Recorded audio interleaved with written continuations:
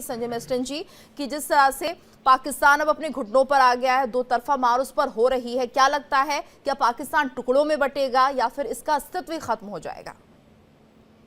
बिल्कुल। जो अभी हालात हैं, जो टीटीपी बलूच आर्मी और ये जितने भी अटैक्स हो रहे हैं पाकिस्तान की सेना पे, जाहिर है, और पाकिस्तान की जिस प्रकार इकोनॉमी है, जाहिर है। देखिए, सबसे बड़ी चीज ये है कि आपने शायद एक स्टेटमेंट दिया था कि आप पाकिस्तान भी अफगानिस्तान के जैसे हो जाएगा।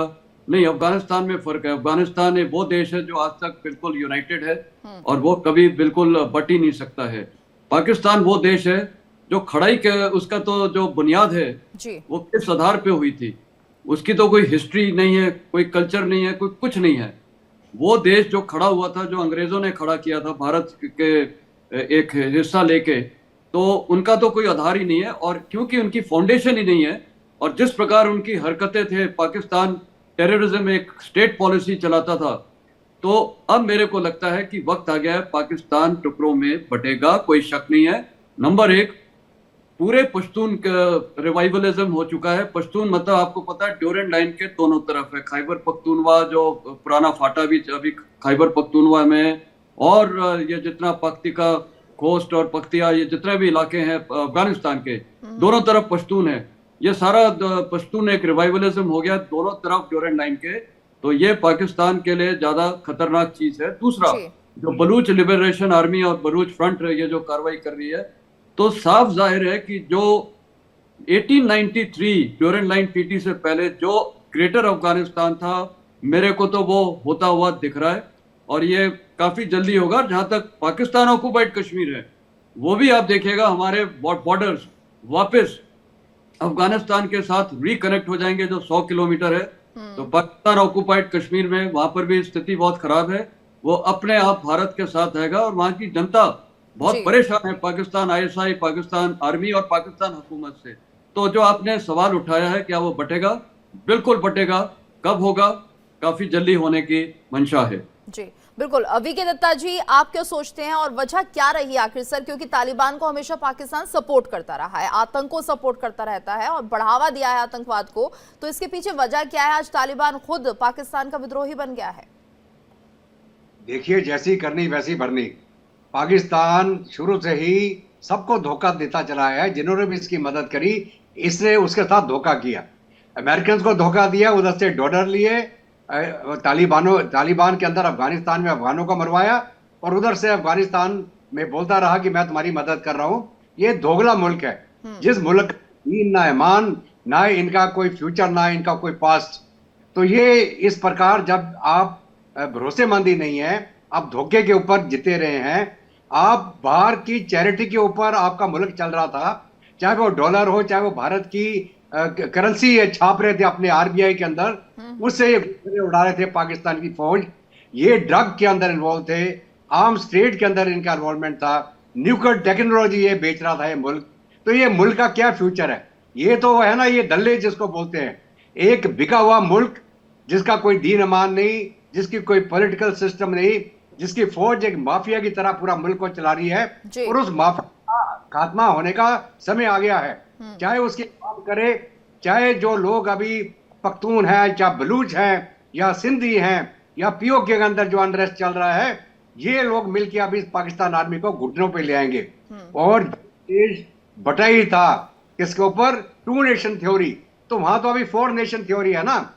पख्तून अलग होना चाहते हैं, बलूच अलग होना चाहते हैं, सिंधी अलग होना चाहते हैं, और पंजाब एक तरफ रह गया उनका, और पीओके तो और हम वापस लेंगे उसको। इसलिए पाकिस्तान की उल्टी गिनती चालू हो चुकी है। अब वो कितने दिन में खत्म होगी? अगर सीरिया जैसा मुल्क 11 दिन में एकदम जिसको बोलते हैं पैको काट की तरह ढह जाएगा, उसी प्रकार पाकिस्तान भी ढहने के कगार पे पहुंच गया है, और इसको ढहने में हम मदद करेंगे। मैं पाकिस्तान की आवाम को बोल रहा हूं, आप ढाइए इसको। किसको? पाकिस्तानी फौज को। भारत की फौज पर हमला नहीं करेगा, और पीओके हमारा, पीओके हम लेंगे। जितना जल्दी आप फौज को हटा दे उतना अच्छा उनके लिए है। नहीं तो आप भी बर्बाद हो जाएंगे, तबाह हो जाएंगे, और पाकिस्तान 4 टुकड़ों में बंट जाएगा। क्या पाकिस्तानी अवाम ये चाहता है कि उनके मुल्क का ये असर हो? और किसके हाथ हो? पाकिस्तान की फौज के हाथों। ना वो अमेरिका कर रहा, ना तालिबान कर रहा, ना भारत कर रहा है। कौन कर रहा है? पाकिस्तान की फौज। तो पाकिस्तान की फौज को घुटनों पे लाने के लिए पाकिस्तान की अवाम काफी है। अगर वो जाग जाए, लेकिन वो जाग ही नहीं रहे, उनकी आंखों पे पट्टी बंधी हुई है, वो भुखमरी फैली है, खाने को नहीं है, पीने को नहीं है, तरक्की नहीं है, कोई इकोनॉमी नहीं है, और ये पाकिस्तानी फौजी जो है गुलछरे उड़ा रहे हैं। तो पाकिस्तान की अवाम को ये बंटवारा अगर रोकना है तो उनको जी को ऐलान करना पड़ेगा, उनको जिहाद करना पड़ेगा। किसके खिलाफ? पाकिस्तान की फौज के खिलाफ। नहीं तो जो हजर होना पाकिस्तान का हो ही जाएगा, ना इधर के रहेंगे ना उधर के रहेंगे, और चार टुकड़े में बंट जाएंगे वो। ये 100% है ये अभी। जी बिल्कुल बिल्कुल। महसिन साहब, अगर हम समझना चाहे भारत के साथ क्या रिश्ते रहेंगे, फिर उसके बाद अगर हम बात करते हैं पाकिस्तान की या तालिबान शासित अफगानिस्तान की, किस तरह से आप देखते हैं आने वाला सिनेरियो? आपने जो अभी सवाल पूछा है मेरे को, आप पूछ रहे हैं भारत के रिश्ते अफगानिस्तान के साथ कैसे होंगे? जी जी ओके। आपने एक सवाल ये भी उठाया था कि तालिबान, अफगान तालिबान पाकिस्तान के साथ अभी नहीं खड़ा है। मैं ये बोलना चाहूंगा, क्योंकि मैं अफगानिस्तान में खुद था तकरीबन 3 साल, तो मैं वहाँ अफगान तालिबान के कई लोगों से मिला था, और वहाँ वो बोलते थे कि अब उनको पता चल गया है कि पाकिस्तान का स्ट्रेटेजी क्या थी। पाकिस्तान की ये स्ट्रेटेजी थी कि उनकी सबसे बड़ी कमजोरी पाकिस्तान की है ड्यूरेंट लाइन, और उनको पता है जिस दिन ये पश्तून यूनाइट हो जाए तो वहां पर तहलका मच जाएगा, और इसीलिए पाकिस्तान की स्ट्रेटेजी में उन्होंने ये काम किया कि वहां पश्तूनों को एक दूसरे के खिलाफ लड़ाएं, पश्तून का ध्यान डाइवर्ट करें इंटरनेशनल टेररिज्म में, स्टेट ग्रोन टेररिज्म में। पाकिस्तान के ये सारे टेररिस्ट बन गए थे।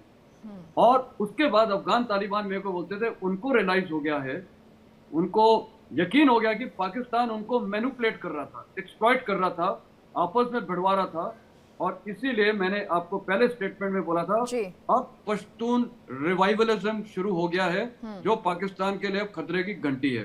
तो अफगान तालिबान को पता था कि ये हमें एक्सप्लॉइट या मैनिपुलेट कर रहे हैं। दूसरा, भारत का अभी क्या रोल रहेगा, रिश्ते कैसे रहेंगे? देखिए, भारत का एक ऐतिहासिक रिश्ता है अफगानिस्तान के साथ, अफगान की जनता के साथ।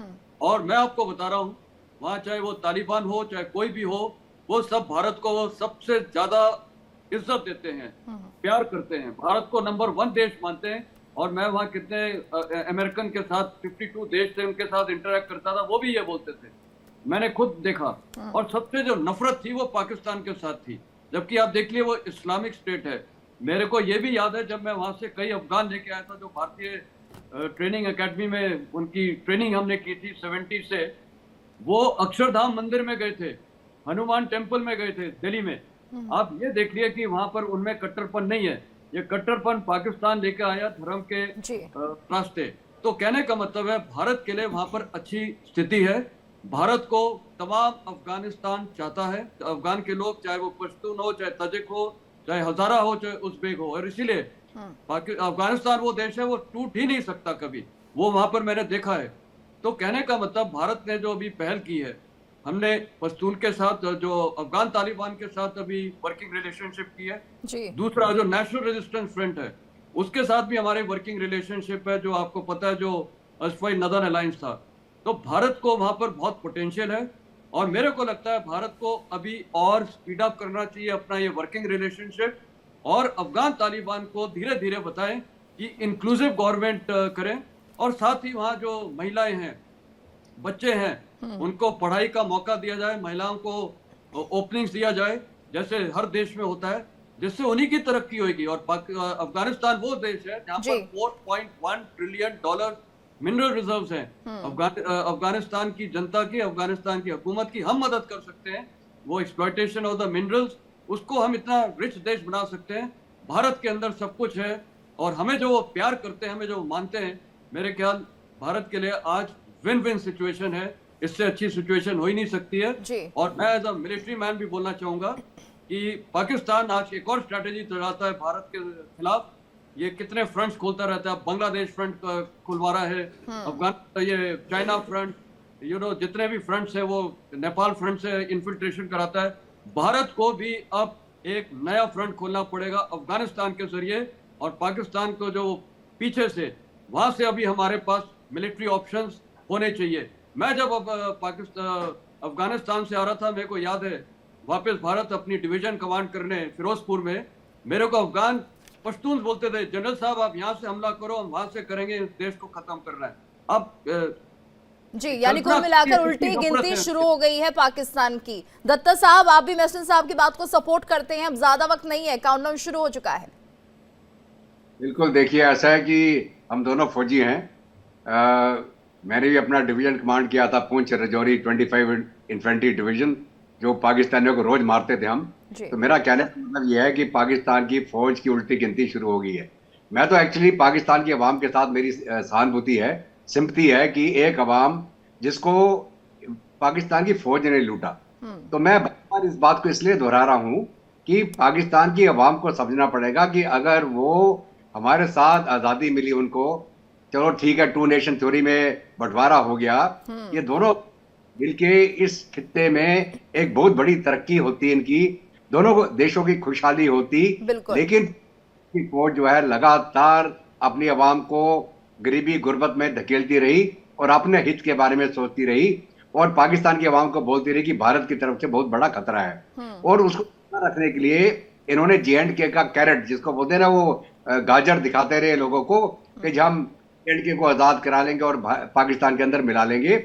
वो तो इनका हुआ नहीं, अभी ये इनका खुद टूटने का कगार आ गया। अगर आपको याद हो, इंसर्जेंसी शुरू कराई भारत के अंदर, अगर 80s की बात करें हम, तो इन्होंने पंजाब के सेपरेटिस्ट लोगों को मदद देना शुरू किया, हथियार देना शुरू किया, उनके कैंप वहां बनाए।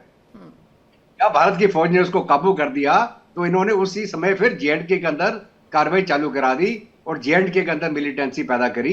पहले इन्होंने बढ़ावा दिया भाई चलो जो आजादी की तरफ जाना चाहते हैं उनकी, और बाद में इन्होंने आस्ते आस्ते लक्ष्य मुजाहिदीन कर करके उसको अपनी तरफ स्वे करने की चेष्टा करी।